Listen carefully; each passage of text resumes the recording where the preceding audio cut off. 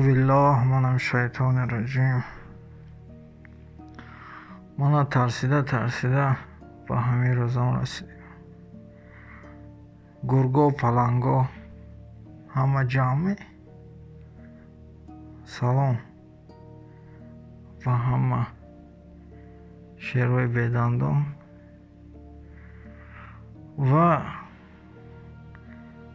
کستاتی با آنهایی که آداب و انتظام یاد میتن. این کانالی درس ادبیات نه. چخی که ما به میفورادم خیلی گفت زدم میگنم. معقول نباشد رو دیگه کانال تماشا کن. تا کدام اندازه همین شما نیژن که شده ای که یخت همین گفزنی که در چرو پیری همین میبرد. این خیلی گفزن و خیلی گفزن. چخی که خواهد گفت میزنم. شما با وقتی که من میگم سلام بینندگان عزیزی، من یکی شما رو پاهاتون میبوسم. امیدوارم صحت و سلامت و خانه آباد هستید و یکی شما رو نمیگم چی ها. تو با همخی مخو حزبازی و خویمانی و پابسی وقتی که اختی تو مردک بر این گفت میزند آشکار و تو معقول نه. اختر نازک شده که شما دلکات میرنجد سرازه گفته ای که دوست زند توروار، دشمن زند شکروار. من گفته بودم با یک بار دیگه میگم در این کانال خویمالی، پابسی، حزبازی، کاسلیسی، لگنبرداری نمیشد. برای که من با یگان پادپیشی، یگان رکلام، یگان خیمین این طرف کنجمانی در کار نه. برای همین من چخی که خواهم گفت میزنم. فهمومی؟ خیلی میگذاریم با همین موضوع امروزه. شیروی نر، شما هم همین یک بار به خودت سوال دادیمی که چگونه تو از همین مقام آریافر، یعنی که اجدادای بزرگان ما سغدیان همه خیلی بزرگ بودن که وقتی که اسکندر آمده بود همینجا با بسیار لشکرشو، بسیار قوهشو، بسیار وقتش صرف کرد. با دیوشتیش جنگ کرد و بسیار شکست هم خورد. خیلی با آخر بعد به مقصدش رسید لیکن بسیار عذاب و شکنجه کشید در همینجا. تو همین درجه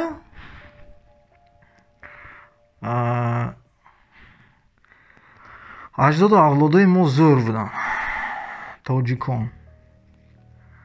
بعد در عصر 8 سرشوی آخری عصر 7 با یعنی که دولت خود رو تشکیل کردن، دولت سامانیان رو که عینی همین نشأ و نماش در عصر نوح بود و دولت خود رو داشتن در همین ماوران نهر. تو تصور میکنی دولت خود رو داشتن که یک چندین ویای دربر میگرفت. منطقه های ازبکستانی حاضره، تاجیکستانی حاضره، یک قسمی ترکمنستان، حتی یک قسمی افغانستان، یک قسمی قرقیزستان. تو تصور میکنی؟ لیکن حوضی منو تو کی؟ حوضی یک چچنچه، یک داغستانچه که اینا نامش تاجیک ماندگی، داغستان یعنی که دوغ برای چی نامش داغستان موندگی؟ برای که اونجا با بسیار زبان ها 36 زبان هست 36 لهجه اینا چی در پیش توجیکو در پیش دولت توجیکو این یک مرغ بودن اینا چچنش هم همین بود اینا یگان وقت جمهوری خود رو نداشتن دولت خود رو نداشتن اینها همین در توجیکستان و در ببخشید در کنی توجیکستان و در کنی ایران چسبیدگی بودن حاضر اکو اینا در هیئت روز و خودشون رو پیدا کردن دولت خودشون از همینا منو تو حاضر ترسیده گشتگیم تو کی در من دوغ میزنی در دیگر کس دوغ میزنی غرس میزنی پیش داغستانی و چچن و مرغدک جیم میشنی و بعد با خودت همین داغستانی و چچن دک میگیری ریش میمونی دراز کرا همختره کرا ازوگ میمونی کپکا میمونی سرتا کال کرا فرمای پادزکسی ویا میپوشی احمتا تو اگر خودت دورنات با مردیگرت میبود تو یک ستیلی خودت میداشتی فهمیدوسی یک کس با پادرجت نمیکردی خودت داغستانی و خودت چچنیت نمیگرفتی فهمیدوسی خودت یک ستیل نداری تو خودت یک دورنات با یک سترژ نسمی مردیگری نسمی که همین با توجیک باش چی با یک کس با پادرجت میکنی یک کسی که 200-300 سال لخ بود پیش توجیک با تو فقط من با گفت زده نمیتونی پریچینش هم میخوای میفهمی چی با توجیک گوزی مرغ دک پیشی چچنیت سو پیشی وایدک پیشی داغستانی با پریچینش هم همین ناس منه همین ناس فهمیدی؟ این جای شوخی نه تو وقتی که تو همین ناسه میزنی پد کیف میگری خودی قرباقه کیف کرده میگردی کلاویده انامخی مرغ میشی تو فهمیدی؟ تو وقتی که همین ناس از بین من و تو از تاجیکستان گم نمیشد دفن نمیشد همین ناس من و تو انامخی لاخ میمونیم چی با؟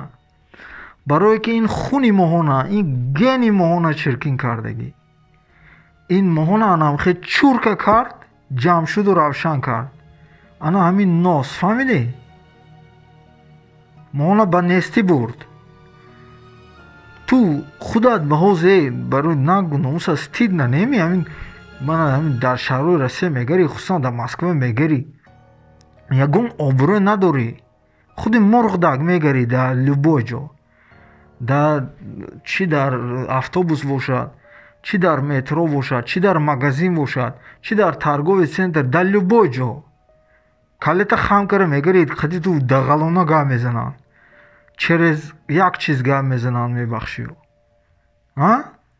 همیشه گلاتت میکنی کو دمانه که تو دوغ میزنی منی که تو با همین پریچینی پروا پریچینشه یعنی که سرچشمی این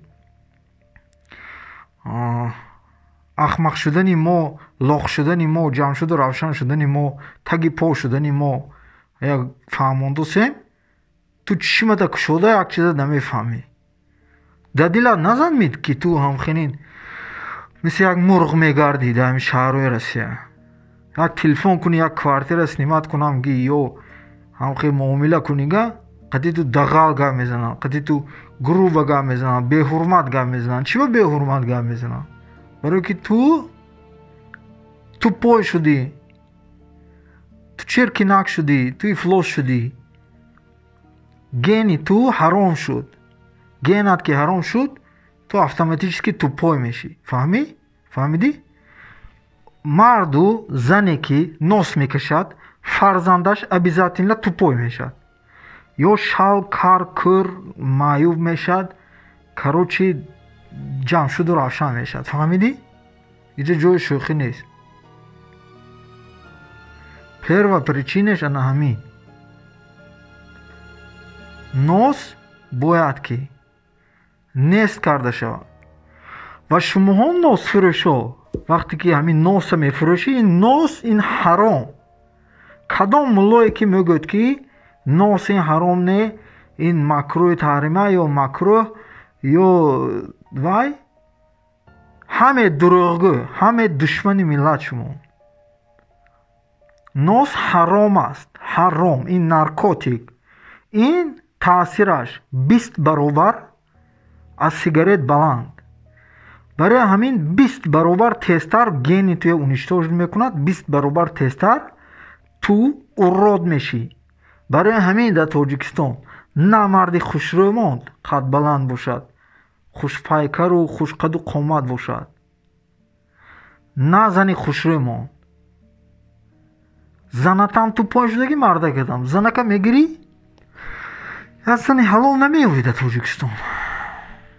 зана мегирӣ, фигуреш хунук, дар ту маъқул не. маълум ки фигуреш безеб. чиё мардако гурехта Россия омада, занои урус гирифтост. барое ки вай кӯр не дидост ку ҳамин чиза.